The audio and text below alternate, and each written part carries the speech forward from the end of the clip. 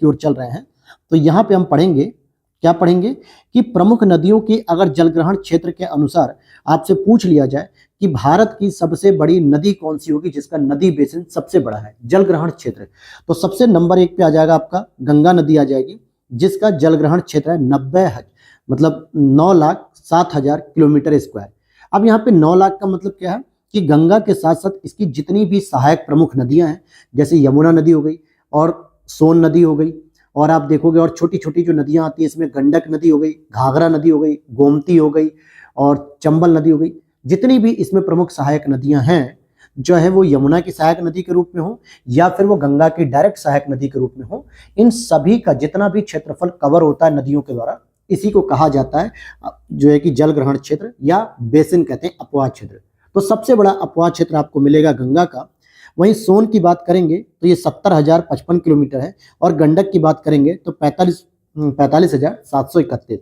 लेकिन एक प्रश्न था इसलिए वहां पे दिया हुआ है, लेकिन अगर आप देखोगे जलग्रहण क्षेत्र में नर्मदा भी इससे बड़ी आती है, सोन वगैरह से, गोदावरी भी आएगी, लेकिन सबसे बड़ा जो अपवाह क्षेत्र है वो गंगा नदी का है, 9,07,000 किलोमीटर स्क्वायर।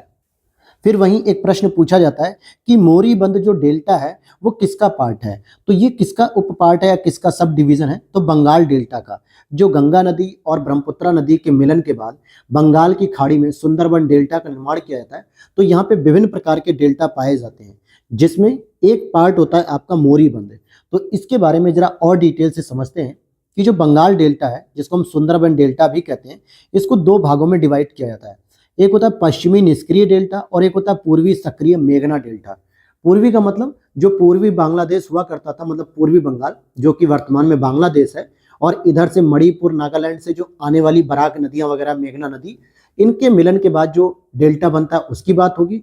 और पश्चिमी निष्क्रिय डेल्टा जो पश्चिम बंगाल के बाद जो नदियां इसमें मिलती हैं बांग्लादेश में, तो वहां की बात होगी। तो अगर आप देखोगे कि पश्चिमी निष्क्रिय डेल्टा को पुनः हम 3 पार्ट में विभाजित करते हैं, जिसमें एक मोरीबंद डेल्टा होता है, एक प्रौढ़ डेल्टा होता है और एक ज्वार सक्रिय डेल्टा होता है। तो आपसे प्रश्न पूछा गया था कि मोरीबंद डेल्टा किसका सब डिवीजन है या किसका उप विभाग है, तो ये आपका बंगाल डेल्टा या सुंदरबन डेल्टा का है। ऐसा ना हो कि आप मोरीबंद डेल्टा को कावेरी डेल्टा से मिला दें या फिर आप कृष्णा नदी के डेल्टा से मिला दें, ऐसा नहीं है, ये आपके सुंदरबन डेल्टा का ही पार्ट है। तो मोरीबंद के साथ 2 और हैं, उनको भी याद कर लीजिए, ज्वार सक्रिय डेल्टा और प्रौढ़ डेल्टा। वहीं बिहार में एक प्रश्न पूछा गया था कि बिहार के कितने जिले गंगा नदी के किनारे स्थित हैं, तो आप देखोगे बीपीएससी वालों के लिए इंपॉर्टेंट प्रश्न ये कि 12 जिले स्थित हैं। सबसे पहले सारण जिला, फिर बक्सर, फिर भोजपुर, फिर पटना, वैशाली, समस्तीपुर, बेगूसराय, लखीसराय, मुंगेर, खगड़िया, भागलपुर, कटिहार। भागलपुर, कटिहार ये सब जो है कि पश्चिम बंगाल की सीमा पर है, जहां से फिर वो पश्चिम बंगाल की ओर भी गुजरती है। तो इस तरीके से 12 जिले बिहार में हैं।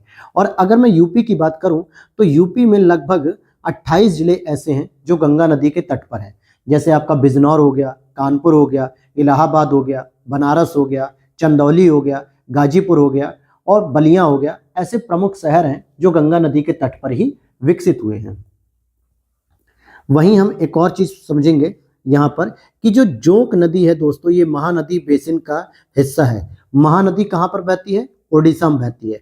तो महानदी की सहायक नदी के रूप में जोंक नदी होती है। जबकि पुनपुन नदी की बात करें, अजय नदी की बात करें, जलांगी नदी की बात करें, तो ये गंगा नदी बेसिन का हिस्सा है। क्योंकि मैंने कल की क्लास में पढ़ाया था कि जो पुनपुन नदी है वो पटना के पास जाकर गंगा नदी मिल जाती है, और उससे पहले पहलेजा घाट पर सोन नदी मिलती है। कहाँ पर? गंगा में मिलती है, पटना में। सोन की सहायक नदी है, जैसे उत्तरी कोयल नदी भी है, रिहंद नदी भी है जो सोनभद्र में है। तो ये सभी गंगा की सहायक नदी में होती है। लेकिन जोंक नदी महानदी बेसिन का हिस्सा है, क्योंकि वो गंगा नदी में नहीं मिलती बल्कि महानदी मिलती है उड़ीसा में। और वहीं अजय नदी, जलांगी नदी, ये सभी गंगा नदी बेसिन का हिस्सा है। अजय नदी आपको झारखंड में देखने को मिलेगी और जलांगी नदी आपको पश्चिम बंगाल में देखने को मिलेगी। और ये प्रश्न आपके यूपी पीसीएस मेंस में पूछा गया है, तो ध्यान रखना कि झारखंड में अजय नदी और पश्चिम बंगाल में जलांगी नदी। और यह भी मैंने कल बताया था कि गंगा 5 राज्यों से होकर गुजरती है। सबसे पहले आपका उत्तराखंड आएगा, फिर यूपी आएगा, फिर बिहार आएगा, फिर झारखंड आएगा और फिर उसके बाद वेस्ट बंगाल आएगा। तो इंडिया में इन 5 राज्यों से होकर गुजरती है, झारखंड में भी होकर जाती है। फिर वहीं हम और भी चीजों को समझते हैं, जैसे अब यहाँ पर हम अगला जो टॉपिक पढ़ेंगे वो पढ़ेंगे ब्रह्मपुत्रा नदी के बारे में। लेकिन उससे पहले हम कुछ पॉइंट को कवर करते हुए चले ब्रह्मपुत्रा नदी पढ़ने से पहले। जैसे मानसरोवर झील जो कि तिब्बत में स्थित, कहाँ पर स्थित है दोस्तों? तिब्बत में स्थित है। और इसी के पास इन उद्भव होता है कुछ प्रमुख नदियों का, जैसे ब्रह्मपुत्रा का भी उद्भव वहीं पे होता है, सतलज नदी का भी होता है और सिंधु नदी का भी होता है। अच्छा, एक जानकारी और दे दूं, ये तीनों नदियां पूर्ववर्ती अपवाह का प्रमाण मानी जाती हैं। पूर्ववर्ती अपवाह का मतलब होता है जो पर्वतों के निर्माण से पहले ही बह रही थी। इसीलिए ये नदियां अपने रास्ते में आने वाले पहाड़ों को काटती हैं, गॉर्ज का निर्माण करती हैं, एक खड्ड का निर्माण करती हैं, मतलब गहरी घाटी का निर्माण करते हुए ये बहती रहती हैं। और धीरे धीरे पर्वत का उठार जो है कि होता रहता है, ऊपर उठता रहता है। लेकिन ये पर्वत के बीच में आने वाला जो अपना मार्ग है उसका पालन करते हुए पर्वतों में ये घाटियों का निर्माण भी करती हैं। लेकिन अगर मैं कहूँ इन्हीं के साथ एक चौथा ऑप्शन दे दे आपको, गंगा नदी, और इसके बारे में पूछा जाए इन चारों में से कौन पूर्ववर्ती नदी नहीं है, तो आपको आंसर लगाना होगा गंगा। और अगर गंगा के साथ साथ एक और ऑप्शन दे देता है, यमुना मान लीजिए दे देता है, या आपको जो है कि कोई और नदी मान लीजिए, तो आपको गंगा को भी पूर्ववर्ती अपवाह तंत्र में मानना होगा, तब केवल यमुना को आप बाहर करेंगे। इसको क्यों मैं ऐसा कह रहा हूँ, क्योंकि कल की क्लास में मैंने आपको समझाया था गंगा नदी तंत्र में, तो वहां पर एक बार आप लोग जरूर देख लीजिएगा। फिर यहाँ पर लोहित नदी आती है और एक सुबनसिरी नदियां हैं, ये अरुणाचल प्रदेश में बहती हुई, और जबकि बराक नदी मणिपुर पहाड़ी से निकलकर मणिपुर, मिजोरम, असम से होकर बांग्लादेश में प्रवेश करती है, और वहाँ पे ये मेघना नदी के रूप में जानी जाती हैं, यानी उसकी सहायक हो जाती हैं। और यही मेघना गंगा और ब्रह्मपुत्रा की सहायक नदी के रूप में मिलकर पश्चिम बंगाल के तट पर, यानी बांग्लादेश के तट पर सुंदरबन का डेल्टा निर्मित करती हैं। तो क्या मैंने बताया कि लोहित नदियां और सुबनसिरी ये दोनों तो अरुणाचल प्रदेश की हैं, लेकिन बराक नदी की बात करें तो ये मणिपुर और मिजोरम और असम में प्रवेश करते हुए पहुंच जाती है, कहाँ पे? बांग्लादेश में। फिर इसके बाद ब्रह्मपुत्र नदी का जो बहाव क्षेत्र है, तो ब्रह्मपुत्र नदी तिब्बत से निकलती है। तिब्बत नदी के अगर चीन भी दे देता है आपको ऑप्शन में, तो भी आपको सही मानना है। और उसके बाद ये भारत में प्रवेश करती है अरुणाचल प्रदेश में, और अरुणाचल प्रदेश में ये दोस्तों प्रवेश करती है यांग्याप दर्रे से। कौन से दर्रे से प्रवेश करती है? यांग्याप दर्रे या यांग्याप गॉर्ज से ये प्रवेश करती है भारत में। कुछ ऐसे करके तीखा मोड़ होता है, जैसे मान लीजिए कि नदी ऐसे करके बहते हुए आ रही है और ऐसे करके यहाँ वाला जो हिस्सा होता है इसी को हम यांग्याप दर्रा कहते हैं, अरुणाचल प्रदेश के अंतर्गत। और फिर उसके बाद ये बांग्लादेश में चली जाती है, जमुना नाम से बहती है। किस नाम से बहती है? जमुना नाम से। तो ब्रह्मपुत्रा का 3 प्रमुख देशों में इसका बहाव होता है। लोहित नदी की बात करेंगे तो ब्रह्मपुत्र की सहायक नदी है। किसकी सहायक नदी है? ब्रह्मपुत्र की। कई बार पूछा जाता है कि ब्रह्मपुत्र की सहायक नदियां कौन सी है? लोहित है, सुबनसिरी है, धनसिरी है, दिहांग है, दिबांग है। अभी उन नदियों के बारे में भी हम बात करेंगे। और इसका एक अन्य नाम भी होता है, खून की नदी। क्या नाम है? खून की नदी। कामेंग नाम से अरुणाचल प्रदेश में, जबकि जिया भरेली नाम से असम में जाना जाता है। तो ध्यान देने वाली बात है कि जो लोहित नदी है वो खून की नदी के नाम से भी जानी जाती है और ब्रह्मपुत्रा की सहायक नदी है। वहीं एक कामेंग नाम की नदी है जो कि ब्रह्मपुत्रा की सहायक नदी है, अरुणाचल प्रदेश में इसको कामेंग कहते हैं, और जिया भरेली असम में जाना जाता है इसको। अब यहाँ पर तिस्ता की बात करें, यह भी ब्रह्मपुत्रा की सहायक नदी है। तो इसका उद्भव कहाँ होता है? सिक्किम में होता है। और इसकी एक प्रमुख सहायक नदी होती है जिसका नाम है रंगीत नदी। पहले यह गंगा की सहायक नदी हुआ करती थी, लेकिन वर्तमान में अब यह ब्रह्मपुत्रा की सहायक नदी हो गई है। ऐसा 1787 की बाढ़ के कारण मार्ग परिवर्तन होने की वजह से हो गया।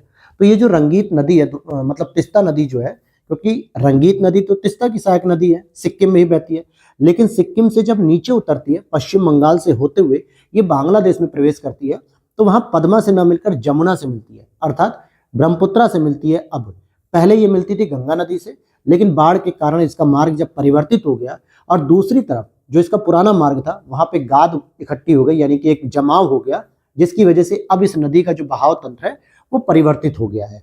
और अब किसकी सहायक नदी हो गई तिस्ता? ब्रह्मपुत्रा की सहायक नदी हो गई है। तो जरा हम देख लेते हैं यहाँ पर ब्रह्मपुत्रा की जो एक लोकेशन है, जैसे हमने गंगा को समझा था वैसे हम ब्रह्मपुत्रा को भी समझेंगे। जैसे ये आपका क्या है? चेमा यमडुंग जो ग्लेशियर होता है ना, चेमा यमडुंग, यहीं से ये आपकी ब्रह्मपुत्रा नदी निकलती है और इसे हम कहते हैं तिब्बत के पास जो है मानसरोवर झील होती है, वहां से निकलती है पूरे तिब्बत चाइना में बहते हुए, जो है कि यहाँ से जब प्रवेश करती है इस पॉइंट से, तो इसी पॉइंट को हम लोग कह देते हैं यांग्याप दर्रा, जो कि किस में है? अरुणाचल प्रदेश में है। और अरुणाचल प्रदेश में यह मुख्य रूप से दिबांग नदी के रूप में भी जानी जाती है, सॉरी दिहांग नदी के रूप में। दिबांग तो इसकी सहायक नदी हो जाएगी। किस नदी के नाम से जानी जाएगी ये? इसको अरुणाचल प्रदेश में दोस्तों दिहांग नदी कहा जाता है, और असम में आने के बाद इसको ब्रह्मपुत्रा नदी के रूप में जानते हैं। तो सबसे पहले हम बात करेंगे कि अगर ब्रह्मपुत्रा इस तरफ नीचे की ओर आ रही है तो ये वाला हिस्सा हो जाएगा दोस्तों कैसा? लेफ्ट हो जाएगा, और ये वाला हिस्सा हो जाएगा कैसा? राइट हो जाएगा। अगर किसी को इमेजिनेशन नहीं करना आ रहा है तो आप ये देखो कि ये नदी जो है कि दक्षिण की ओर जा रही है, और जब दक्षिण की ओर जा रही है तो इसका ये वाला हिस्सा कैसा हो जाएगा? लेफ्ट हो जाएगा, और ये वाला हिस्सा राइट हो जाएगा। आप लोग एक बार इमेजिनेशन करो, समझ में आ जाएगा कि ये कैसे लेफ्ट और राइट की बातें सेट हो रही हैं। अब यहाँ पर हम इसकी सहायक नदी की बात करेंगे तो बाएं तट से दिबांग नदी मिलती है, लोहित नदी इसमें आके मिलती है, बूढ़ी दिहांग आकर मिलती है, दीखू नदी मिलती है, धनसिरी नदी मिलती है, कोपिली नदी मिलती है। ये सभी बाएं तट से मिलने वाली प्रमुख नदियां होती हैं। तो ये कौन से तट से मिल रही हैं? बाएं तट से। वहीं दाहिने तट की बात करेंगे तो सुबनसिरी मिलेगी, कामेंग मिलेगी, संकोस मिलेगी, मानस मिलेगी, तिस्ता नदी मिलेगी, और तो और आपकी गंगा नदी मिलेगी जो कि बांग्लादेश में मिलती है और बांग्लादेश में पद्मा के नाम से जानी जाती है। तो आपने देखा कि ब्रह्मपुत्रा नदी तंत्र में दाहिने तट से मिलने वाली प्रमुख नदियों में सुबनसिरी का नाम आ रहा है, कामेंग का नाम आ रहा है, संकोस का नाम आ रहा है, मानस का आ रहा है, तिस्ता का आ रहा है। और ये तिस्ता आपकी पहले गंगा की सहायक नदी हुआ करती थी, लेकिन अब मार्ग परिवर्तित होने की वजह से ब्रह्मपुत्रा की सहायक हो गई है। वहीं अगर हम और भी देखें तो आप देखोगे बाएं तट से लोहित, दिबांग, दिहांग यानी बूढ़ी दिहांग, दीखू, धनसिरी, कोपिली, ये सभी प्रमुख नदियां हैं जो ब्रह्मपुत्रा की बाएं तट से मिलने वाली प्रमुख नदियों के रूप में जानी जाती हैं। इतना क्लियर हो गया? अब चलते हैं हम दक्षिण भारत की कुछ प्रमुख नदियों के बारे में जानते हैं, उनसे जो प्रश्न बनते हैं। हालांकि मैंने कल आपको बताया था और मैं आज आपसे प्रश्न पूछ रहा हूं, आपको कमेंट सेक्शन में उत्तर देना है, और वो उत्तर ये देना है कि दक्षिण की गंगा किसे कहते हैं और दक्षिण गंगा किसे कहते हैं। ये आपको बताने हैं, दो नदियां अलग अलग हैं। अच्छा, एक छोटी सी इंफॉर्मेशन और दे दूं मैं दोस्तों आपको कि अगर आप लोग घटना चक्र की जो बुक आती है, जो घटना चक्र पूर्वावलोकन सीरीज की जो बुक है, अगर आप उसकी क्लास करना चाहते हैं तो उसकी भी क्लास हमने सभी सब्जेक्ट की करा रखी है, चाहे फिर वो इंडियन पॉलिटी हो, इंडियन ज्योग्राफी हो, या फिर आपका बायोलॉजी हो, फिजिक्स केमिस्ट्री हो, या फिर आपकी ये हिस्ट्री हो, modern history, ancient history, medieval history, environment हो। इन सभी चीज़ों की हमने प्लेलिस्ट डिस्क्रिप्शन बॉक्स में लगा रखी है, आप वहाँ से उसको स्टडी कर सकते हैं। और अगर आपको लगता है कि नहीं समय इतना नहीं है कि हम उन प्लेलिस्ट को देख पाए, तो आप इन शॉर्ट नोट्स की क्लास को रेगुलर फॉलो कर लीजिए। यहाँ से कोई भी प्रश्न आपका बाहर नहीं जाएगा। मैं साथ में इन नोट्स के साथ जो एक्स्ट्रा चीज़ें हैं जो इनको कनेक्ट करती हैं, इंटरकनेक्टेड होती हैं, उनको मैं डिटेल से समझा रहा हूँ। तो आप लोग समझते चलेंगे अगर साथ के साथ, तो चीज़ें और बेहतर हो जाएंगी आपकी। तो अब आते हैं हम दक्षिण भारत की प्रमुख नदियाँ। तो उन सभी क्लासेस का डिस्क्रिप्शन बॉक्स में मैंने लिंक लगा दिया, नीचे प्लेलिस्ट है पूरी की पूरी, या फिर आप यूट्यूब पर भी फॉलो कर सकते हैं, और यूपी स्पेशल की भी मैंने क्लासेस की लिंक लगा दी है, आप उसे भी फॉलो कर सकते हैं। यहाँ देखेंगे कि दक्षिण भारत की जो प्रमुख नदियाँ हैं, इनकी अगर हम बात करें दक्षिण भारत की प्रमुख नदियाँ, तो जैसे कि गोदावरी हो गई। तो गोदावरी की अगर हम बात करें तो ये त्र्यंबकेश्वर से निकलती है, महाराष्ट्र के त्र्यंबकेश्वर से निकलती है, नासिक से, और 1465 किलोमीटर की लंबाई है इसकी। और ये दक्षिण भारत की पहली नदी है जो सबसे लंबी है, दक्षिण भारत की सबसे लंबी नदी है। दूसरी आती है आपकी कृष्णा नदी। कृष्णा नदी दूसरी सबसे लंबी नदी है दक्षिण भारत की, क्योंकि 1400 किलोमीटर की है, जो कि महाबलेश्वर महाराष्ट्र से निकलती है। तीसरी सबसे लंबी नदी आपको देखने को मिलेगी नर्मदा, 1312 किलोमीटर, और ये अमरकंटक मैकाल पर्वत से निकलती है। जैसे अगर मैंने इसको पहली क्लास या दूसरी क्लास में पढ़ाया था कि सतपुड़ा के बाद आपको मिलेगी महादेव पहाड़ी, महादेव के बाद मिलेगी आपको मैकाल पहाड़ी, और मैकाल पहाड़ी पर मिलेगा आपको अमरकंटक। क्या मिलेगा? अमरकंटक। और इसी अमरकंटक से नर्मदा नदी निकलते हुए पश्चिम की ओर यानी पश्चिमी तट की ओर प्रवाहित होती जाती है। महानदी की बात करेंगे अगर हम, तो महानदी की दोस्तों 851 किलोमीटर की डिस्टेंस होती है, सिहावा पहाड़ी छत्तीसगढ़ में, वहां से निकलती है। कावेरी नदी जो कि 800 किलोमीटर की है, ब्रह्मगिरी पहाड़ी कोडाकू कर्नाटक से निकलती है। ताप्ती नदी की बात करें तो मुल्ताई बैतूल जिला जो कि एमपी में है, 724 किलोमीटर की है लंबाई, यहां से निकलती है। तो अगर मैं आपसे बात करूं कि पूरे भारत की सबसे लंबी नदी कौन सी है, तो गंगा नदी है 2525 किलोमीटर। लेकिन अगर मैं पूछूं कि दक्षिण भारत की सबसे लंबी नदी कौन सी है, तो आप पहले नंबर पे बताओगे गोदावरी, दूसरे पे कृष्णा और तीसरे पे नर्मदा, चौथे पे महानदी। ये 4 नदियां आपको याद रहनी चाहिए कि कहाँ से निकलती हैं और कितने लंबाई के क्रम में कौन कौन सी पहले, दूसरे, तीसरे, चौथे नंबर पर आती है। फिर इसी के बाद आप देखोगे कि कुछ नदियां हैं और उनकी कुछ सहायक नदियां, जो कि प्रश्न कई बार पूछा जाता है, तो इसको भी हम लोग डिस्कस करेंगे। जैसे यहाँ पे नदी है और यहाँ सहायक नदी की बात करें तो गोदावरी की कई बार पूछा जाता है सहायक नदियां, तो हमने जितनी भी प्रमुख नदियां जो बार बार पूछी जाती हैं एक ही जगह पर रखिए, जैसे पूर्णा, वर्धा, प्राणहिता, प्रवरा, मंजीरा, वेनगंगा और इंद्रावती।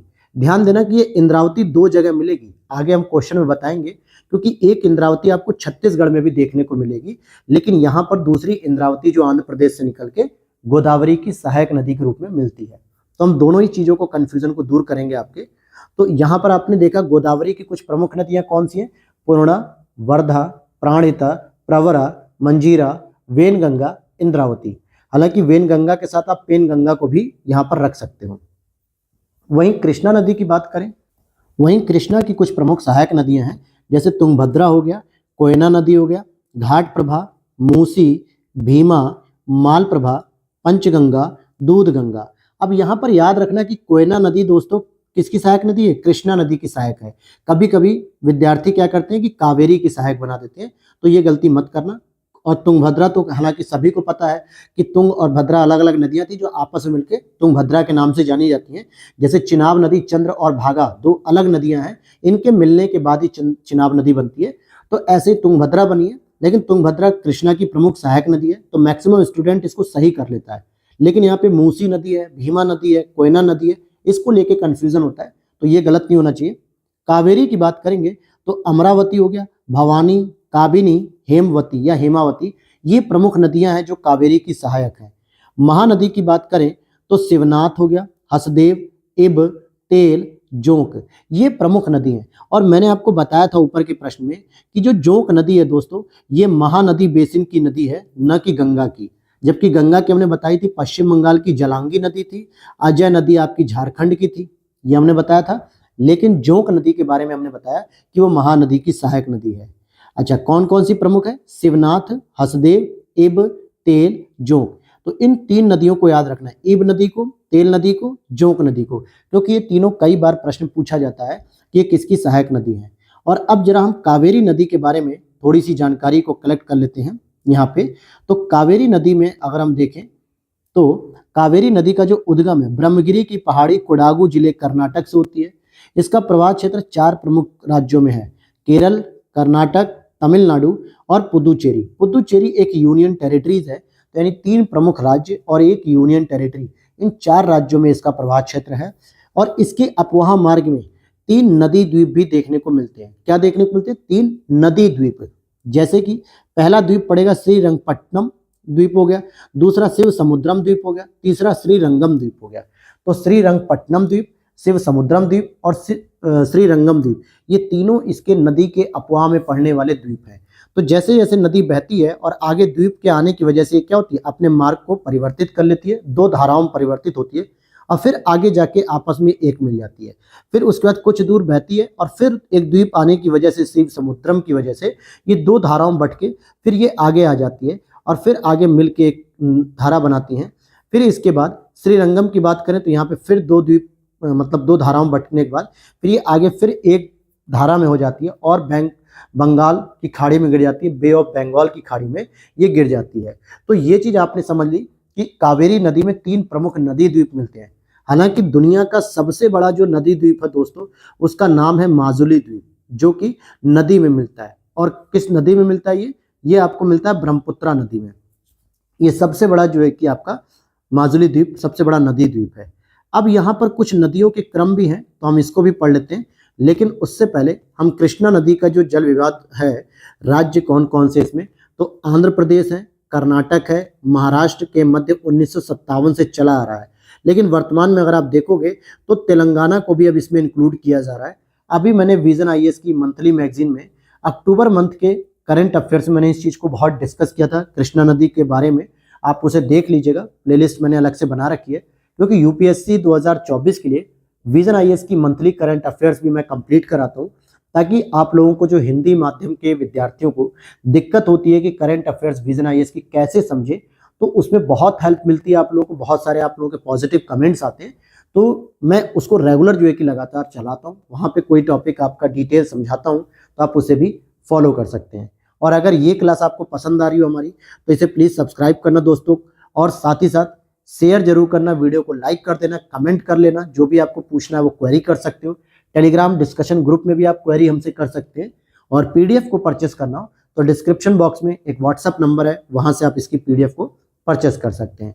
तो अब जरा हम आगे बढ़ते हैं कि पूर्वी घाट से होकर बंगाल की खाड़ी में गिरने वाली नदियों का क्रम नॉर्थ टू साउथ, ये कई बार पूछा जाता है। अब ये भारत का ये कौन सा हो गया दोस्तों? ये पश्चिमी घाट हो गया जहाँ अरब सागर है। ये कौन सा घाट है? पूर्वी घाट, जहाँ पे बंगाल की खाड़ी है। तो इनमें जो नदियां गिरती हैं बंगाल की खाड़ी में, उनका क्रम पूछा जा रहा है। तो क्रम के हिसाब से अगर हम बात करें तो सबसे पहले आपकी गंगा नदी गिरेगी, और फिर इसी में हुगली नदी भी है। हालांकि ये गंगा की एक वितरिका है, और हुगली नदी के पास ही कलकत्ता एयरपोर्ट को, मतलब पोर्ट को डेवलप किया जा रहा है, बंदरगाह को, जो कि नदी पोर्ट कहलाता है। फिर उसके बाद दामोदर नदी आती है। दामोदर नदी के बाद सुवर्ण रेखा नदी आती है। फिर उसके बाद एक बैतरणी नदी और ब्राह्मणी नदी आएगी, महानदी आएगी, गोदावरी आएगी, कृष्णा आएगी, पेन्नार आएगी, कावेरी आएगी, वैगई आएगी। तो बहुत सारे विद्यार्थी यहाँ गलत करते हैं कि गोदावरी, कृष्णा, कावेरी, ये 3 नदियों का क्रम पढ़ते हैं, जबकि ऑप्शन में पेन्नार भी आता है, तो इसको क्या करते हैं? सबसे लास्ट में रख देते हैं। और एक क्रम उनका यहाँ गलत होता है कि गंगा, दामोदर, महानदी, ये 3 प्रमुख नदियां पढ़ते हैं, लेकिन गंगा और दामोदर के बीच में हुगली आती है, जबकि दामोदर और महानदी के बीच में सुवर्ण रेखा, वैतरणी और ब्राह्मणी, ये जो प्रमुख नदियां हैं, इनका जो क्रम है दोस्तों, ये नॉर्थ टू साउथ क्रम है। और इस चीज को आपको याद रखना है, ये कई बार प्रश्न पूछा गया है कि उत्तर से दक्षिण आपको क्रम बताना है। इसी तरीके से पश्चिमी घाट से होकर अरब सागर में गिरने वाली जो नदियां होती हैं, उनका भी आपसे नॉर्थ टू साउथ यानी उत्तर से दक्षिण क्रम पूछा जाता है। तो सबसे पहले आपकी लूनी नदी होती है, हालांकि ये आपके अरब सागर में नहीं गिरती है, ध्यान देना, ये नदी आपके अरब सागर में नहीं गिरती है। दूसरे नंबर पे आती है बनास नदी, और यह भी चंबल की सहायक नदी के रूप में हो जाती है। यह अरब सागर में नहीं गिरती, लेकिन क्रम में जो है कि देखोगे तो सबसे ऊपर लूनी नदी है, फिर बनास नदी है, फिर साबरमती नदी है। तो ऐसे भी क्रम पूछे जाते हैं। तो लूनी नदी, बनास नदी, साबरमती नदी, माही नदी, नर्मदा नदी। माही के बाद आपकी नर्मदा नदी आती है, और माही कर्क रेखा को दोस्तों 2 बार कुछ इस तरीके से काटती है, यहाँ पर और यहाँ पे, पहला कट और दूसरा कट है। उसके बाद नर्मदा के बाद ताप्ती नदी, मांडवी नदी, मांडवी नदी जो कि मुख्यतः कहाँ बहती है? गोवा में, काली नदी, गंगावेली और पेरियार नदी। गंगावेली और पेरियार ये दोनों ही केरल की प्रमुख नदियां हैं। तो ये आपने देखा उत्तर से दक्षिण की ओर जो क्रम था नदियों का, वो चीज हमने यहाँ पर सीख ली। अब हम चलते हैं अगले पॉइंट की ओर, जिसमें हम देखेंगे कि दक्षिण भारत की नदियां मुख्यतः वृक्षनुमा अपवाद तंत्र बनाती हैं। वृक्षनुमा का मतलब होता है कि एक प्रमुख नदी बहती है और उसमें बहुत सारी नदियां जो है कि ऐसे ऐसे करके जुड़ जाती हैं, ऐसे लगता है कि कोई पेड़ की पत्ती वगैरह जुड़ रही हो। तो ऐसे ही प्रमुखता ये नदियों का प्रवाह होता है। अब जैसे आप देख लो, इमेजिन कर लो कि आपकी ये कृष्णा नदी बह रही है और उसमें बहुत सारी प्रमुख सहायक नदियां बह के आ रही हैं, जैसे तुंगभद्रा हो गया, भीमा हो गया, मूसी हो गया, और ये दूधगंगा वगैरह, और इनकी भी कुछ आपस में सहायक नदियां हैं, मतलब सहायक नदियों की भी सहायक नदियां हैं कुछ जो इसमें मिल रही हैं। तो इसी को कहा जाता है वृक्षनुमा अपवाह तंत्र। नदी घाटी बेसिन नहीं होगा दोस्तों, ये बेसिन होता है, नदी घाटी बेसिन, इसको सही कर लेना। अगर आपने पीडीएफ ली होगी, निकलवाई होगी, तो उसे सही कर लेना। अब यहाँ पर मैं आपको बताता हूँ एकदम सीक्वेंस वाइज, यानी ये क्रम अनुसार है। कैसे है? ये क्रमानुसार है। तो सबसे बड़ा जो नदी अपवाह तंत्र मिलेगा वो आपको मिलेगा गंगा नदी का, 9,07,000 किलोमीटर स्क्वायर। दूसरा मिलेगा महानदी का, 1,41,000 किलोमीटर स्क्वायर। तीसरा आएगा गोदावरी का, सॉरी यहाँ थोड़ी सी मिस्टेक हो गई है, पहले नंबर पे गंगा आएगा 9,07,000, दूसरे नंबर पे दोस्तों गोदावरी का अपवाह तंत्र आएगा 3,12,000, तीसरे नंबर पे कृष्णा का आएगा 2,58,000, और चौथे नंबर पे आएगा महानदी का 1,41,000। फिर 5वें नंबर पे आएगा नर्मदा का 98,000, कावेरी का 6ठे नंबर पे आएगा 81,000। तो अगर आपको नदी अपवाह तंत्र के रूप में क्रम पूछा जाए तो सबसे पहला नाम आना चाहिए आपका गंगा का, इसके बाद आप गोदावरी का लिखोगे, तीसरे नंबर पे आप लिखोगे कृष्णा का, चौथे नंबर पे आप लिखोगे महानदी का, पांचवें नंबर पे आप लिखोगे नर्मदा का। तो ये एक क्रम हो गया जो इनके अपवाह तंत्र के आधार पे है कि सबसे बड़ा अपवाह तंत्र किस नदी का है, फिर उसके बाद किसका है, फिर उसके बाद किसका है, इस तरीके से आपको लिखना है। अब यहाँ पर हम जरा देख लें कि महानदी बेसिन के अंतर्गत कौन कौन से राज्य आते हैं, जहाँ पे महानदी की कुछ सहायक नदियां हैं वो भी इसमें मिलती हैं, जैसे ईब हो गया, तेल हो गया, जोंक नदी हो गई, ये सब इसकी, शिवनाथ हो गई, हसदेव हो गई, ये इनकी प्रमुख नदियां हैं। तो ये कौन कौन से राज्यों का इनका अपवाह तंत्र है, तो महानदी का अपवाह तंत्र छत्तीसगढ़ में भी है, ओडिशा में भी है, झारखंड में भी है। ये तो समझ में आता है, लेकिन महाराष्ट्र और एमपी में अक्सर लोग कंफ्यूज हो जाते हैं, क्योंकि उन्हें लगता है कि महानदी पूर्वी घाट की नदी है, तो कहाँ से महाराष्ट्र और एमपी आ जाएंगे। लेकिन कुछ नदियां हैं जो महाराष्ट्र और एमपी से निकलकर इस छत्तीसगढ़ से होते हुए मिल जाती है महानदी में कहीं ना कहीं, जिसमें आप देखोगे कि नर्मदा बेसिन की बात करें तो नर्मदा नदी तो मुख्य रूप से एमपी से निकलती है, उसमें कुछ सहायक नदियां होती है छत्तीसगढ़ की, फिर उसके बाद ये जब गुजरात और महाराष्ट्र की तरफ बहती हुई आती है तो ये चारों राज्य भी इसमें शामिल होते हैं। वहीं कावेरी बेसिन हमने नीचे ही बता दिया था, मतलब पीछे ही हमने बताया, कर्नाटक है, केरल है, तमिलनाडु है, पुदुचेरी है, इन 4 राज्यों से होकर बहती है। अच्छा, एक और प्रश्न पूछा जाता है आपसे, उत्खात भूमि किसे कहते हैं।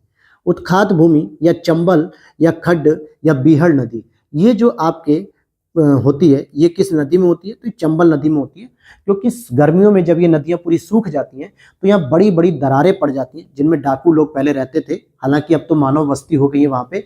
अभी जो 12th फेल मूवी आई थी, मनोज जी पर आई थी, जो डीजीपी हैं, बहुत अच्छी कैरेक्टर उनका प्ले किया गया है, और आप देखेंगे तो बहुत इंटरेस्टिंग और बहुत इंस्पायरिंग मूवीज है। तो वो भी चंबल के ही रहने वाले थे, उनके पिताजी भी चंबल में एक गवर्नमेंट सर्विस करते थे, लेकिन ईमानदारी बहुत थी उनके अंदर, इसलिए उस मूवी में भी दिखाया गया है। आप देखेंगे तो मजा आएगा आपको मूवी। तो उत्खात भूमि या चंबल जो खड्ड है, ये कहाँ पे होता है, चंबल नदी में होता है। और इस नदी पर दोस्तों 3 बांध बनाए गए हैं, जिसमें 2 तो राजस्थान में है, जैसे राणा सागर बांध, जवाहर सागर बांध, और एक कोटा बैराज। कोटा बैराज तो आपको नाम से ही पता चल रहा है कि कोटा राजस्थान में, लेकिन एक और बांध बनाया गया गांधी सागर बांध, और गांधी जी को कहाँ रखा गया है, एमपी में रखा गया है, जबकि नेहरू और राणा सागर ये दोनों ही राजस्थान में। रांची के पठार की बात करेंगे तो इस पठार से ब्राह्मणी नदी और सुवर्ण रेखा नदी का उद्भव होता है, रांची के पठार से, और ये दोनों ही नदियां फिर आगे जाके पश्चिम बंगाल में जाकर गिर जाती हैं। वहीं पूर्वी घाट से अगर हम उद्गम की बात करें तो नागावली नदी होती है और वंशधारा नदी होती है। ये पूर्वी घाट से उद्गम होता है इन नदियों का, नागावली नदी का और वंशधारा नदी का, तो इसे याद रखना है। नर्मदा की बात करें, क्योंकि हमने महानदी की सहायक नदी पढ़ी, गोदावरी की पढ़ ली, कृष्णा की पढ़ी, कावेरी की पढ़ी, गंगा की पढ़ी, ब्रह्मपुत्रा की पढ़ी, लेकिन हमने अभी तक नर्मदा नहीं पढ़ी, जबकि नर्मदा की सबसे प्रमुख सहायक नदी है तवा। हालांकि और भी नदियां हैं, जैसे नर्मदा की सबसे प्रमुख सहायक नदी है तवा, कोलार, उरी, सकर, हटनी। तो कई बार ऐसा हुआ है कि इंपॉर्टेंट रूप में तवा नदी को ही पूछा जाता है। और अब जरा हम देख लेते हैं ग्लेशियर यानी हिमालय की कुछ प्रमुख नदियां, जिनका क्रम पूछा जाता है नॉर्थ से लेकर साउथ की ओर। तो सबसे उत्तर में आपको मिलेगी सिंधु नदी, फिर उसके बाद झेलम नदी, फिर चिनाब नदी, फिर रावी नदी, फिर ब्यास नदी और फिर सतलज नदी। क्यों मैं ऐसे कह रहा हूँ कि मान लीजिए सिंधु नदी जो है कि यहाँ से होकर ऐसे ऐसे यहाँ पे आती है और कराची के पास जो है कि अरब सागर में मिल जाती है। दूसरी नदी यहाँ झेलम उत्पत्ति होती है, फिर चिनाब नदी आके मिलती है यहाँ पे, फिर यहाँ रावी नदी मिल जाती है, फिर यहाँ ब्यास नदी मिलती है, फिर यहाँ सतलज नदी मिलती है, और फिर उसके बाद ये इसमें जाके मिल जाती है। तो ये जो क्रम है दोस्तों नॉर्थ टू साउथ का, यही आपसे पूछ लिया जाता है कि जो जम्मू कश्मीर या हिमालय की नदियां हैं प्रमुख रूप से, इनका साउथ और नॉर्थ क्रम पूछा जाता है। तो सबसे पहले आपको सिंधु बताना है, फिर झेलम बताना है, फिर चिनाब, फिर रावी, फिर ब्यास और फिर सतलज। तो एस से शुरू होगा और एस पे ही खत्म हो जाएगा, इतना याद रखना है आपको। अब यहाँ पर और भी कुछ जानकारी लेते हैं हम, जैसे अगर आप देखेंगे कि रावी और झेलम चिनाब नदी में मिलती हैं। ध्यान देना, किस में मिलती हैं, रावी और झेलम चिनाब नदी में मिलती है, और फिर चिनाब जाके किस में मिलती है, सतलज नदी में मिलती है, और अंत में सतलज मिलती है सिंधु नदी में। तो आपसे अगर पूछा जाए कि चिनाब नदी या झेलम नदी या रावी नदी क्या ये सिंधु की सहायक नदी है, तो ये डायरेक्ट सहायक नदी नहीं है, लेकिन इसके अपवाह तंत्र में आती है। जैसे ये एक नदी सिंधु आ रही है और ऐसे करके निकल आई इस तरीके से, ठीक है। यहाँ पे लद्दाख और जास्कर की पर्वत श्रेणियां होती हैं और यहीं से आपको निकलती हुई दिखेगी झेलम, और ये आपस में रावी, और ये दोनों जाके किस में मिल जाएंगी, चिनाब में मिल जाएंगी। फिर ये चिनाब और इधर से ये सतलज आ रही होती है, और इसमें हालांकि ब्यास पहले से मिल चुकी होती है, तो ये सतलज में आके मिल जाएंगी। फिर ये सिंधु नदी में जाके सीधे मिलती है चिनाब नदी, सॉरी सतलज नदी। तो इस तरीके से इनका मिलन होता है। तो ये पूछा जाता है कि रावी और झेलम किस में मिलती है, चिनाब में। चिनाब किस में मिलती है, सतलज में। सतलज किस में मिलती है, सिंधु नदी में। हिमाचल प्रदेश के लाहौल घाटी में चंद्रा और भागा नदियां प्रवाहित होती हैं, जो आगे चल के चंद्रभागा या चिनाब नदी के रूप में कहलाती हैं। तंडी के निकट ये संगम के पश्चात चंद्रभागा या चिनाब नदी कहलाती है। और तंडी कहाँ पर, हिमाचल प्रदेश में। और ये हिमाचल प्रदेश में ही चंद्र और भागा अलग अलग नदियों के नाम से जानी जाती हैं। अब जरा हिमालय की सभी श्रेणियों को काटने वाली प्रमुख नदियां कौन सी हैं, तो उसमें होंगी आपकी ट्रांस हिमालयी नदियां, जो कि सिंधु नदी होगी और सतलज नदी होगी। क्योंकि हिमालय की जो सभी श्रेणियां हैं उसमें 4 श्रेणियां प्रमुख रूप से आती हैं। एक होती है आपकी ट्रांस हिमालय श्रेणी, सबसे ऊपर आपको मिलेगी ट्रांस हिमालय, फिर उसके बाद बृहद हिमालय, फिर उसके बाद लघु हिमालय, और फिर उसका शिवालिक हिमालय।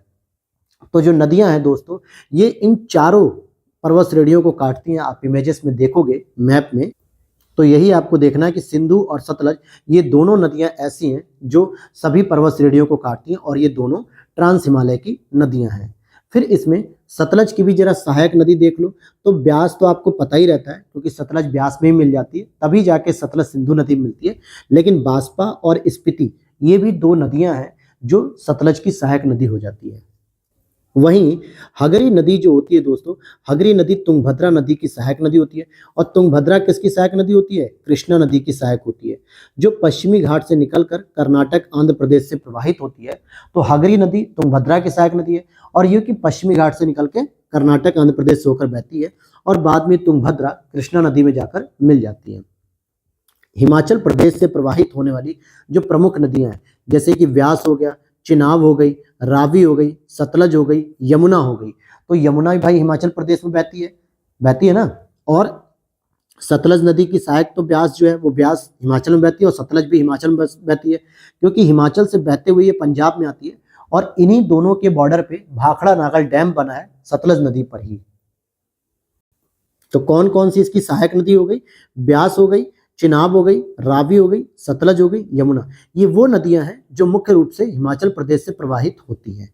और अब जरा हम दोआब की बात कर लें, तो यहाँ पे दोआब का मतलब होता है दोस्तों, अगर हम दो आब मतलब क्या होता है, पानी, और दो पानी यानी कि जहां पर 2 पानी की धाराएं या 2 जल की धाराएं आपस में मिलती हैं, उसे हम दोआब कह देते हैं, या उनके बीच के क्षेत्र को हम दोआब कहते हैं।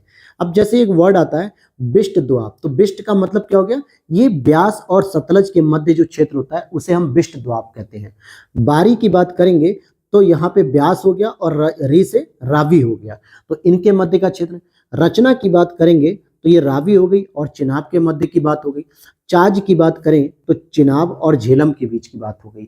तो याद रखना दोस्तों, ये फिक्स है, और ये कई बार प्रश्न पूछा गया है कि दोआब क्षेत्र किन नदियों के बीच में है। जैसे मैंने आपको बताया था, कुमाऊं हिमालय, पंजाब हिमालय, नेपाल हिमालय और असम हिमालय जिन नदियों के बीच में है, ये मैंने दूसरी तीसरी क्लास में पढ़ाया था। उसी तरीके से यह भी पूछा जाता है कि बिष्ट दोआब ब्यास सतलज के बीच, बारी दोआब आपका रावी ब्यास के मध्य, रचना दोआब रावी और चिनाब के मध्य, चाज दोआब चिनाब और झेलम के मध्य होता है। वहीं दामोदर, कोयल, सुवर्ण रेखा नदियां छोटा नागपुर पठार से निकलती हैं। ध्यान देना, दामोदर नदी, कोयल नदी, सुवर्ण रेखा नदी, ये तीनों ही छोटा नागपुर पठार झारखंड से निकलती हैं। दामोदर हुगली की सहायक नदी होती है। इतनी बात याद रखना, क्योंकि दामोदर स्वतंत्र नदी नहीं है, पश्चिम बंगाल का शोक कहा जाता है इस नदी को। और गंगा नदी से बाहर निकलती जो वितरिका है जिसका नाम हुगली है, इसी हुगली की सहायक नदी होती है दामोदर।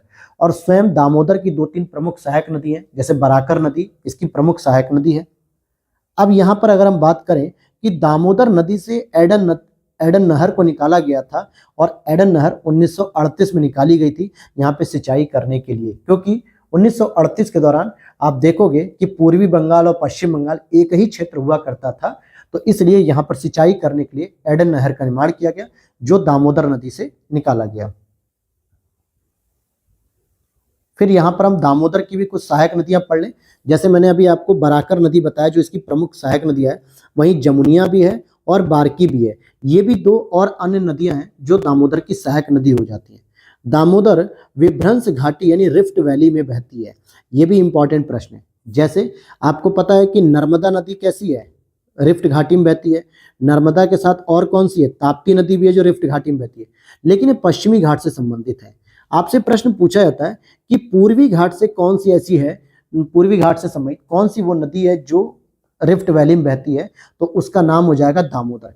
क्योंकि पूर्वी घाट का जो हिस्सा होता है भारत का पूर्वी हिस्सा ये वाला, तो यहाँ पर एकमात्र ऐसी नदी है दामोदर जो कि भ्रंश घाटी में बहती है रिफ्ट वैली में। बाकी पश्चिम की तरफ आपको नर्मदा और ताप्ती ये दोनों ही भ्रंश घाटी में बहते हुए दिखेंगी।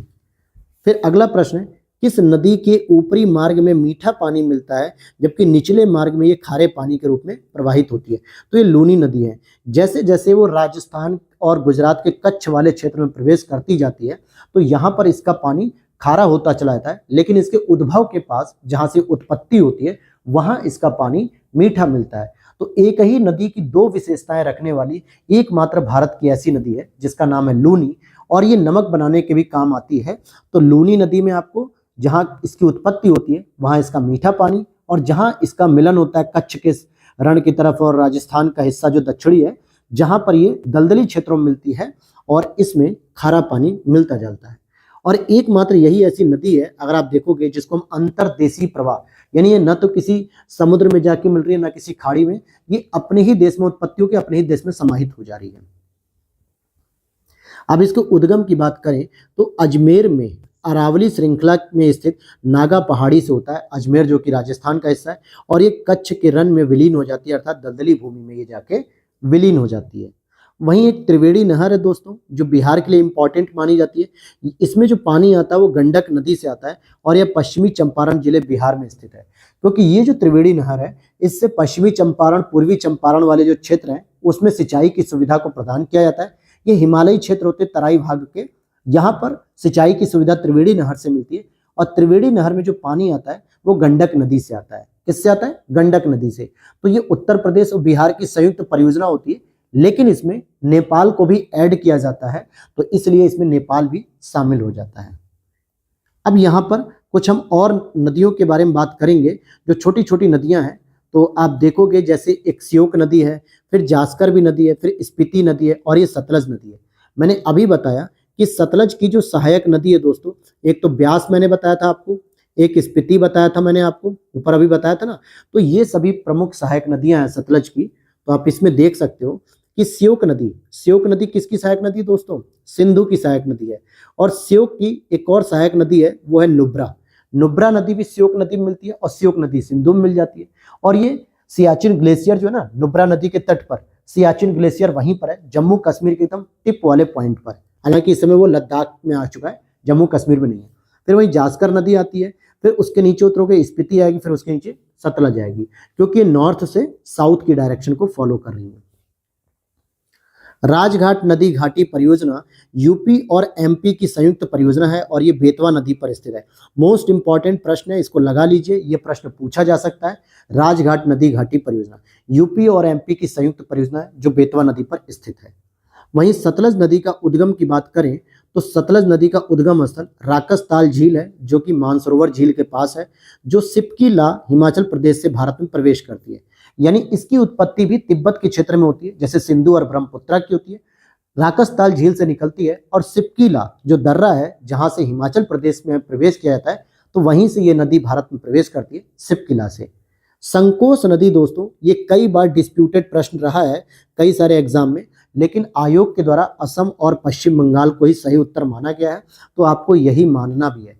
बहुत सारे प्रश्नों में या किताबों में आपको क्या मिलेगा कि असम और अरुणाचल प्रदेश के बीच ये सहायक नदी है, मतलब बीच में ये बहती है, उनके बीच बाउंड्री शेयर करती है। लेकिन मैं कहता हूं कि आप गूगल पे जाना, गूगल मैप पे यूज करना संकोश नदी, और फिजिकल मैप में जब आप उसे जूम करते जाओगे और जब उस नदी के मार्ग को पकड़ते हुए आप जब नीचे आओगे तो आप देखोगे कि असम और पश्चिम बंगाल के माध्यम से बाउंड्री शेयर कर रही है। अरुणाचल प्रदेश का नामो निशान नहीं है। कुछ किताबों ने कह दिया संकोश नदी अरुणाचल और आसाम के बीच में, लेकिन वो गलत है। सही है असम और पश्चिम बंगाल, इनके बीच में ये बाउंड्री शेयर करती है। और ये प्रश्न जब भी आता है तो मैक्सिमम लोग कंफ्यूज होते हैं। किशन गंगा की बात करेंगे तो ये झेलम की सहायक नदी है। वहीं मुंबई की मीठी नदी विहार झील से उद्गमित होती है। एक बिहार झील है, बिहार नहीं, स्टेट राज्य बिहार नहीं, बल्कि एक झील है बिहार, जो जहां से मीठी नदी उद्गमित होती है और मीठी नदी महाराष्ट्र यानी मुंबई में प्रवाहित होती है। अब देख लेते हैं दक्षिण भारत की गंडी कोटा घाटी जो है, जो कैनियन है, वो किस नदी से निर्मित है? तो पेन्नार नदी से निर्मित है। और पेन्नार नदी दोस्तों कहाँ पे है? कावेरी के ऊपर है, कावेरी के नीचे है। मैंने अभी क्रम बताया था, मैंने बताया था ना, गोदावरी नदी, कृष्णा नदी, फिर उसके बाद पेन्नार नदी बताया था। पेन्नार नदी के बाद मैंने आपको कावेरी नदी बताया, उसके बाद मैंने आपको वैगई नदी बताया। तो ये जो क्रम है ये बिल्कुल सही है और इसे याद रख लो, गोदावरी, कावेरी, पेन्नार, सॉरी, गोदावरी, कृष्णा, पेन्नार, कावेरी, वैगई। तो आपकी जो पेन्नार नदी है, यहाँ पर गंडी कोटा घाटी जो है कि देखने को मिलती है दक्षिण भारत में, इसी नदी पर, और ये यूपीएससी का प्रश्न है। फिर बात करेंगे, यह आंध्र प्रदेश में स्थित है। गंडी कोटा को भारत की ग्रैंड कैनियन भी कहा जाता है। जिस प्रकार से नॉर्थ अमेरिका के कैलिफोर्निया वाले पार्ट में डेथ वैली के पास ग्रैंड कैनियन सबसे गहरी घाटी देखने को मिलती है, उसी तरीके से आंध्र प्रदेश में पेन्नार नदी पर सबसे गहरी घाटी देखने को मिलती है। अब यहाँ पे कुछ प्रमुख शहर हैं जो आपसे पूछे जाते हैं कि किस नदी के तट पर हैं। तो जैसे अगर मैं बात करूं कि लेह अवस्थित है, तो भाई लेह कहाँ पर अवस्थित है? लद्दाख में लेह शहर है ना, जो आपका लद्दाख और जास्कर पर्वत श्रेणी के पास है। तो ये सिंधु नदी के दाएं तट पर स्थित है। कहाँ पर? सिंधु नदी के दाएं तट पर। वहीं गोरखपुर, हमारा यूपी का गोरखपुर, जहां से आपके यूपी के सीएम योगी आदित्यनाथ सांसद हैं, तो ये राप्ती नदी पर स्थित है। ध्यान देना, राप्ती नदी, ताप्ती नदी नहीं। जबलपुर की बात करेंगे, एमपी का जबलपुर, जहाँ पे भेड़ा घाट जो जलप्रपात है, भेड़ा घाट, तो ये नर्मदा नदी पर स्थित है। सूरत की बात करें, गुजरात का सूरत, तो ये ताप्ती नदी पर है। और राप्ती नदी पर कौन है? गोरखपुर। पंजाब का लुधियाना, जो कि टेक्सटाइल इंडस्ट्री के लिए बहुत फेमस है, ये सतलज नदी पर है। कोटा, राजस्थान का कोटा कोचिंग हब है आईआईटी और जो आपके जो मेडिकल इंजीनियरिंग कॉलेज है यहाँ पर, ये चंबल नदी पर है। और कोटा बैराज भी इसी चंबल नदी पर बनाया गया है। भुवनेश्वर उड़ीसा की राजधानी, ये कुआखाई नदी, ये इंपॉर्टेंट है दोस्तों, क्योंकि मैक्सिमम स्टूडेंट को इसके बारे में जानकारी नहीं है कि जो उड़ीसा की राजधानी भुवनेश्वर है वो किस नदी के तट पे? कुआखाई नदी। तो ये पूछा जाता है, इसे याद रखना। हैदराबाद की बात करेंगे तो ये मूसी नदी पर स्थित है। और मूसी नदी किसकी सहायक नदी है? कृष्णा नदी की सहायक है। नासिक की बात करेंगे तो ये गोदावरी नदी के तट पर है, क्योंकि गोदावरी की तो उत्पत्ति यहीं से होती है। अहमदाबाद की बात करें तो साबरमती नदी पर है। लेकिन मैं आपको बता दूं कि गुजरात की जो राजधानी है वो गांधीनगर है। बहुत सारे लोग अहमदाबाद को लेकर कंफ्यूज रहते हैं, गूगल पे कर लेना, अहमदाबाद वहां की गिफ्ट सिटी के रूप में जानी जाती है, लेकिन गांधीनगर गुजरात की राजधानी है। तो किस नदी पर है वो? साबरमती नदी पर।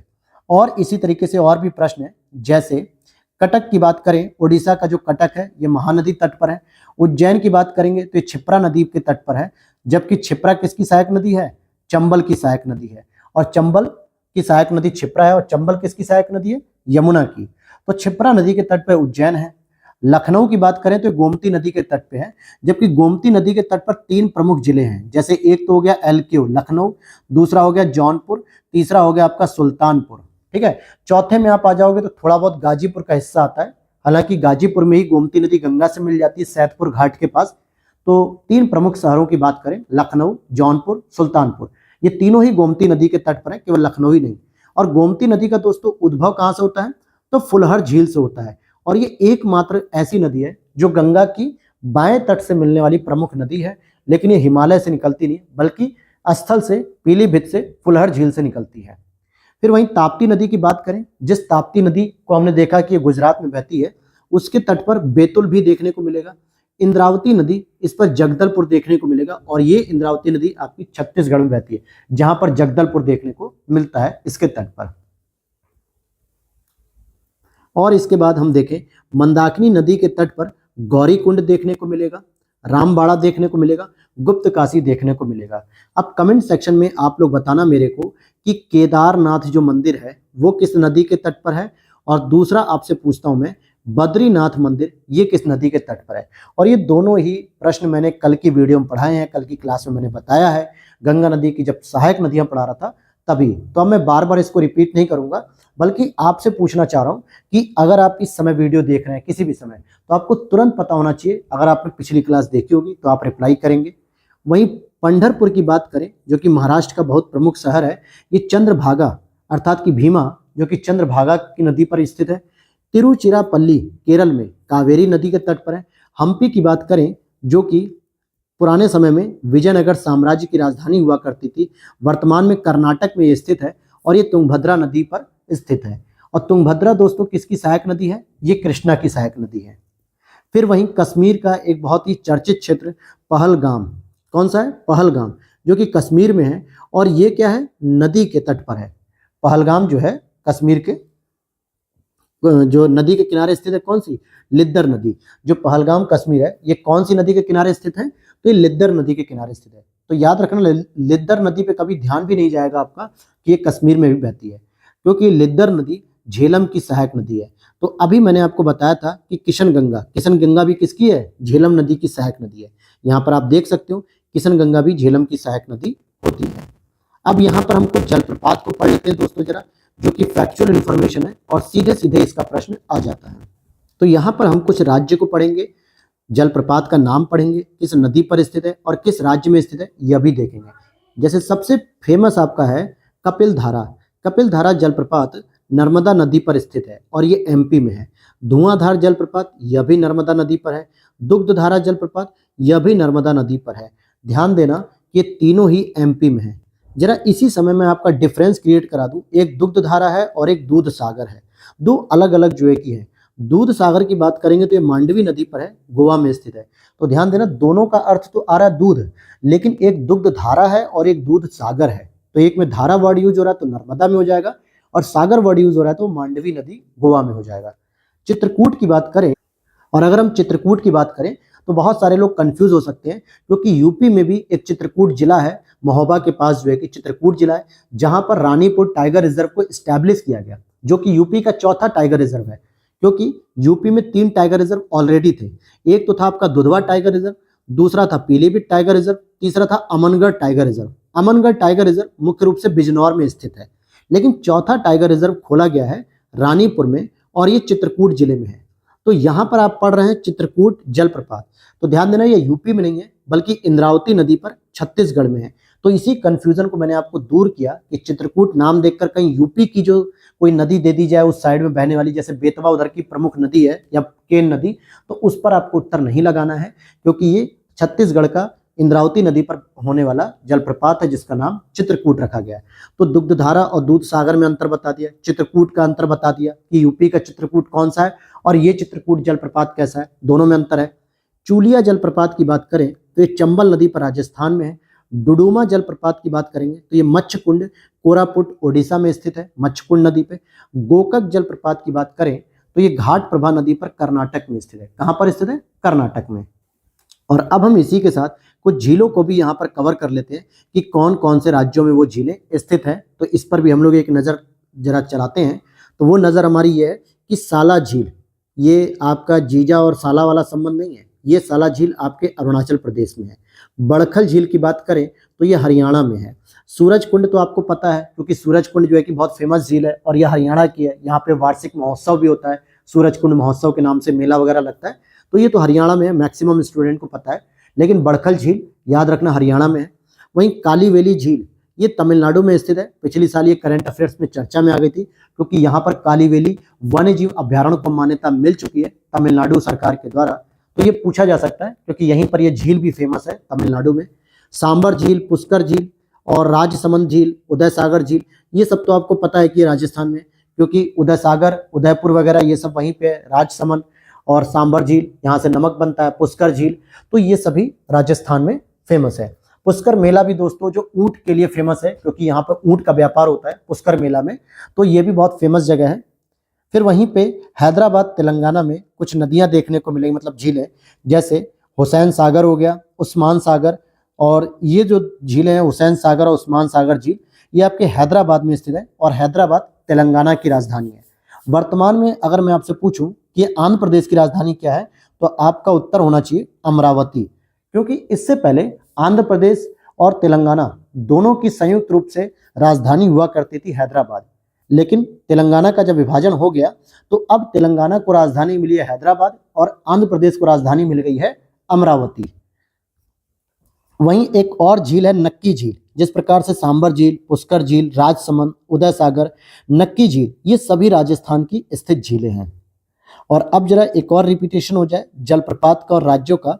देखिए बार बार मैं ये चीजें आपको रिवाइज करा रहा हूँ, चीजों को, टॉपिक को कंक्लूड कर रहा हूँ, ताकि आप इस तरीके से इसे रट लो कि आपका आरओ के एग्जाम में अगर प्रश्न आता है तो सीधे सीधे वो आपका सही होना चाहिए, गलत नहीं होना चाहिए, क्योंकि इससे बाहर कुछ नहीं जाएगा। कहीं ना कहीं आपको इन नोट्स में से कोई ना कोई प्रश्न आपको देखने को मिलेगा, कहीं आपको ऑप्शन देखने को मिल जाएगा, कहीं एलिमिनेटिंग मेथड देखने को मिलेगा।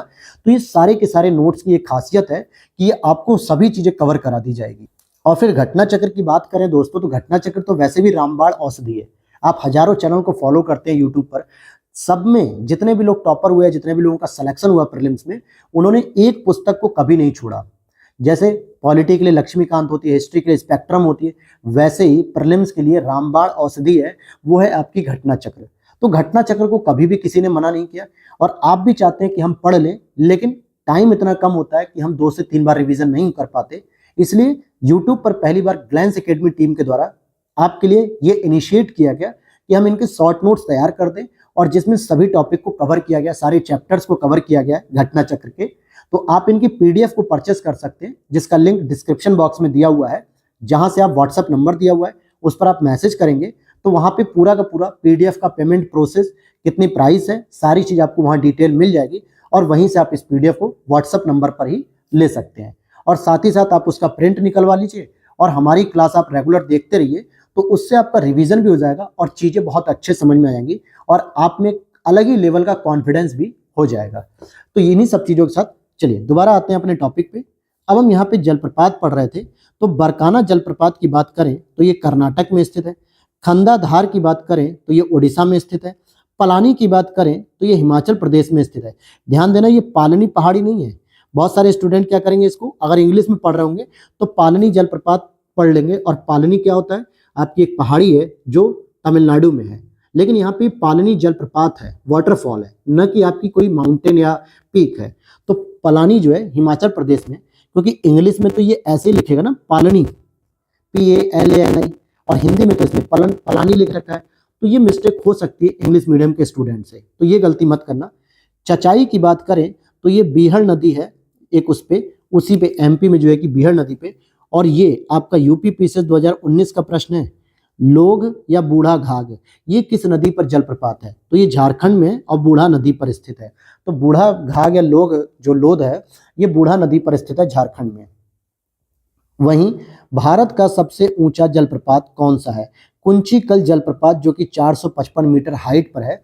इट मीन्स कि जहां से ये जलप्रपात नीचे गिरता है, तो इस पॉइंट से लेके इस पॉइंट तक की जो लेंथ है वो कितनी है, 455 मीटर। तो इन शॉर्ट में कह सकता हूँ कि 500 मीटर का मतलब होता है आधा किलोमीटर। जैसे कहते हैं ना कि ये दुकान कितनी दूर होगी, यहाँ से मॉल कितना दूर है, स्कूल कितना दूर है, ऑफिस कितना दूर है, तो हम जवाब देते हैं कि यार 1 किलोमीटर है, आधा किलोमीटर है, 5 मिनट का वॉकिंग डिस्टेंस है। तो इतनी इसकी लंबाई है ऊपर से नीचे तक की। और वहीं केवती जलप्रपात की बात करें तो महाना नदी पर स्थित है MP में। केवती जलप्रपात कहाँ पर स्थित है, महाना नदी पर। केवती नदी मतलब महाना नदी पर है MP में। और अब यहाँ पर हम उसी तरीके से अमृत धारा जलप्रपात की बात करेंगे तो ये हसदो नदी पर है, जो कि छत्तीसगढ़ पे है। ठीक है, छत्तीसगढ़। और चित्रकूट जलप्रपात अभी मैंने बताया कि इंद्रावती नदी पर स्थित है छत्तीसगढ़ में, और इसको भारत का नियाग्रा जलप्रपात भी कहते हैं। अच्छा, नियाग्रा जलप्रपात कहाँ देखने को मिलेगा, साउथ अमेरिका में देखने को मिलेगा। किस नदी के तट पर होगा ये आपको बताना है कमेंट सेक्शन में। साउथ अमेरिका मैंने बता दिया, वेनेजुएला के तट पर है, और ये किस नदी पर है ये आप बता दीजिएगा। भारत में नियाग्रा जलप्रपात की तुलना चित्रकूट जलप्रपात से की जाती है, जो कि इंद्रावती नदी पर छत्तीसगढ़ में स्थित है। वहीं लैगून झील की बात करें तो आपकी अष्टमुडी झील कैसी है, केरल की, यह भी एक लैगून झील है। चिल्का झील कैसी है, उड़ीसा में, यह भी लैगून झील है। पुलिकट झील कैसी है, यह भी लैगून झील है। तो ये तीनों ही प्रमुख लैगून झील है। पुलिकट की बात करें तो आंध्र प्रदेश और तमिलनाडु के बॉर्डर पे है। जैसे मान लीजिए ये रहा आंध्र प्रदेश का बॉर्डर और ये रहा तमिलनाडु का बॉर्डर, तो यहीं पर आपको पुलिकट झील देखने को मिल जाएगी। ठीक है, इस तरीके से भारत हो गया ना, इस तरीके से, तो ये भारत का नक्शा हो गया। तो यहाँ पे दक्षिण से ये तमिलनाडु और ये आंध्र प्रदेश, इसी के तट पे आपको पुलिकट झील देखने को मिल जाएगी। तो ये तीनों प्रमुख रूप से आपकी क्या है, लैगून झील है। लैगून झील का मतलब होता है दोस्तों, जब किसी नदी के टुकड़े में यानी नदी के पानी के टुकड़े में जब समुद्र का पानी भी प्रवेश कर जाए और उसका पानी हल्का खारा हो जाए तो उसी को हम लोग कहते हैं लैगून झील। क्या कहते हैं? लैगून झील कहते हैं। और यहाँ पर पेरियार झील की बात करेंगे तो ये मानव निर्मित एक आर्टिफिशियल झील है जो कि लैगून झील नहीं है, क्योंकि कई बार लोगों को कंफ्यूजन होता है कि केरल में लैगून झील पेरियार भी है, अष्टमुडी भी है, लेकिन असल में केवल अष्टमुडी झील लैगून झील कहलाती है, न कि पेरियार झील। पेरियार झील कृत्रिम झील है, लैगून झील नहीं है। और एक और छोटा सा प्रश्न है कि हम लोग पूरे भारत में लैगून झील कहते हैं, लेकिन केरल में इसको एक अलग नाम से पुकारा जाता है जिसको कयाल कहा जाता है। तो कयाल का मतलब भी क्या होता है? लैगून ही होता है। तो अगर आपसे पूछा जाए कि केरल की कयाल झील कौन सी है, अष्टमुडी है, क्योंकि ये एक लैगून झील है और लैगून झील का ही दूसरा नाम होता है कयाल। तो यहाँ तक दोस्तों आज हमारी क्लास कंप्लीट हुई। वीडियो अच्छी लगी तो लाइक कर देना, दोस्तों के साथ शेयर करना, और पीडीएफ को आप लोग परचेस कर सकते हैं जिसका लिंक मैंने डिस्क्रिप्शन बॉक्स में दे दिया व्हाट्सएप नंबर पे। साथ ही साथ आप इसकी डेमो पीडीएफ भी देख सकते हो। डेमो पीडीएफ आपको टेलीग्राम पे अवेलेबल है, वहां पे आप देख सकते हो, इसके बारे में जानकारी ले सकते हो कि कौन से चैप्टर्स को इंक्लूड किया गया है, कैसे हमने इसके नोट्स तैयार किए। हालांकि वीडियो में भी आपको देखने से एक आइडिया लग गया होगा। और टेलीग्राम चैनल का लिंक हमने डिस्क्रिप्शन बॉक्स में लगा दिया है, वहां पे एक चैनल का लिंक है और एक डिस्कशन ग्रुप है। पीडीएफ से संबंधित कोई भी डाउट है, कोई भी डिस्कशन है, तो आप डिस्कशन ग्रुप को ज्वाइन करके वहां पर अपनी इंक्वायरी पूछ सकते हैं। वहां पे मैं खुद पर्सनली आपसे बात करूंगा, रिप्लाई करूंगा, सारी चीजें आपकी डाउट्स क्लियर करूंगा। तो मिलते हैं नेक्स्ट वीडियो में। Thanks for watching.